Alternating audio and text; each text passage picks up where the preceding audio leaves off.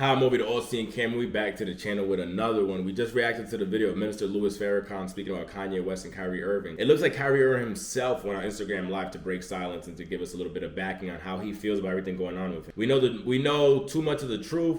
We have to break free is how they titled this video. So I'm super interested to see what he has to say. I wanted to watch this with you guys. Since we've been covering this topic for so long with everything going on with Ye, now going on with Kyrie, this is something we're gonna stay on top of. Just super, I'm interested myself. Like, I hope they know blocking all these people, muting all of them and trying to ban them, to me does the opposite of what a lot of you guys do when you see the media say, get this man out of here, he can't speak no more, get him out of here. I want to know why. Why is what he's saying so threatening to the government? Why is what he's saying so threatening to our system that we live in every single day? Why? Because we all say stupid shit on YouTube and it's fine. But when someone gets out of the everyday norm of social media and what we do on here, or just practically speaking to people and preaching your words in the street, they try to block you. We've seen it with the Panthers. We've seen it with the Nation of Islam. We're seeing it with Kyrie Irving, a basketball star. We're also seeing it with Kanye West, my favorite musician of all time in history. All time in history. We're seeing different celebrities now kick them while they're down on the ground. Those were just your brothers last week. Now they're public enemy number one. LeBron James, a man that's always spoke so high about Kyrie, even when Kyrie spoke low about, still spoke high about Kyrie. But this is the one that broke the camel's back.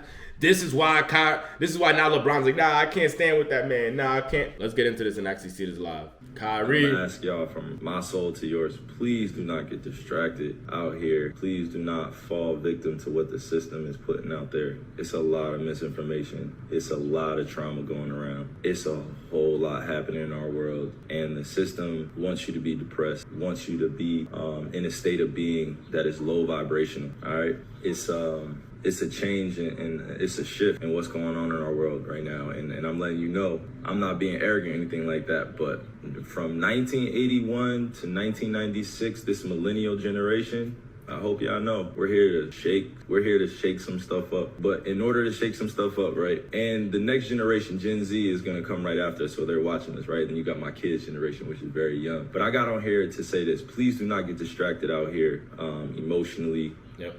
Spiritually, because the system itself is is dying. It's dying. Old ways of living, the old ways of doing things, it's not gonna last for too much longer, y'all. I'm just saying. And the thing about Kyrie Irving and Kanye West is two people that have it all. It's not like we got Little B and Derek Fisher talking. And again, Derek Fisher, part of great teams. Little B, bass guy, a huge star. But what I'm talking about, we got Kanye West, a man that has it all, been called a musical genius, fashion genius, billionaire, deals with Gap, deals with Adidas. Everyone wants a taste and a piece of anything to do with Ye and reselling to his people. Kyrie Irving, a man that just signed a massive deal with the Nets. They try to make him look crazy because he didn't want to. Again, I always told everyone, that is your personal thing. Even my friends, when we argued about, I actually said the word that I'm not supposed to say in this, so if you do see some edit, it's because I have to take it out so they don't monitor. That's how much I can't even talk about the shit that we all got. I told everyone that was up to you. I got it. Some of my friends were against it, and I told them, let's have this discussion. We could always go back and forward, but the decision is up to you, and that's how I live my life. Let it be up to you. The fact that we can't even talk about this on YouTube, because I get alerts in my behind the scenes that if I talk about them, my videos getting demonetized, getting taken down. So like, it's just insane to me. It's just crazy to me. Like, this whole thing is just like, we're in a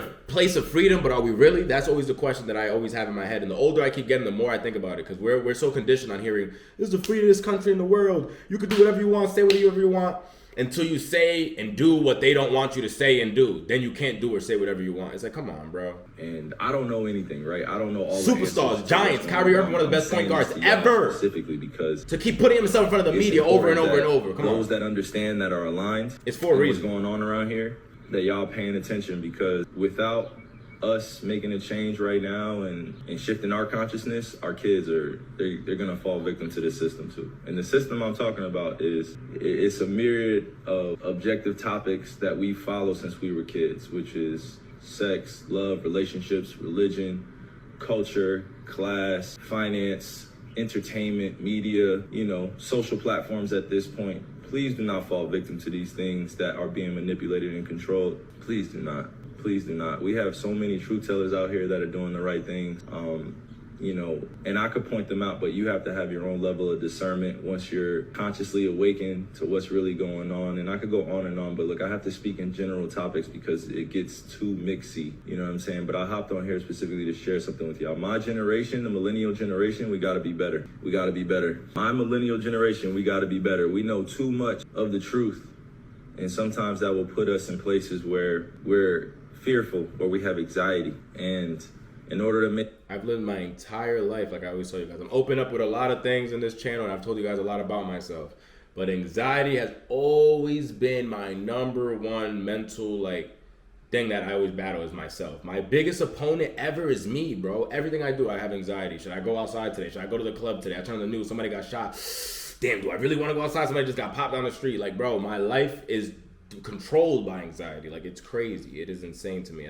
Make an impact out here that is. And you guys probably don't see that. Like, social anxiety. This motherfucker vlogging everywhere. You don't want to go outside. You're at every music festival. It's because I push myself out these boundaries. I push myself you guys don't understand. Just for me to talk to people. Just for me to go to festivals. Just for me to go to concerts. It's a mental struggle for me to get there. I do it. I laugh. I chill. I'm always a vibe because it's just what I do, and I know where I'm trying to get to in life, and I know I got to push myself out these systems. You think if I stay in this box every day in my house and sit in front of my PlayStation, just play every day and just stay there, I'll probably be the world's ninja. But I'm bringing my life down to one objective. I better be the world's biggest gaming streamer. If not, I'm screwed. So I try to get myself to where I'm trying to be. I'm trying to be part of the culture, so I know you have to go talk to people. You got to go mingle. You got to get outside. You got to get to these events. You got to go venue. But a lot of reasons, that's why a lot of people, like my parents, don't understand how important cannabis is to my life. But it is. It is. Before I was even smoking like that and shit, I've always dealt with crazy, like uncontrollable anxiety. And to the point now that I'm able to control it, live this life that I do, and lead and show a lot of people that there's a way out of this. You got to always understand that you're going to have a mental battle every single day. And some days you just lose those battles, but a majority of those days we have to win. We have to win those battles. Not just one generation, but for 7 to 10 to 20 generations now, we have to break free mentally, spiritually, emotionally,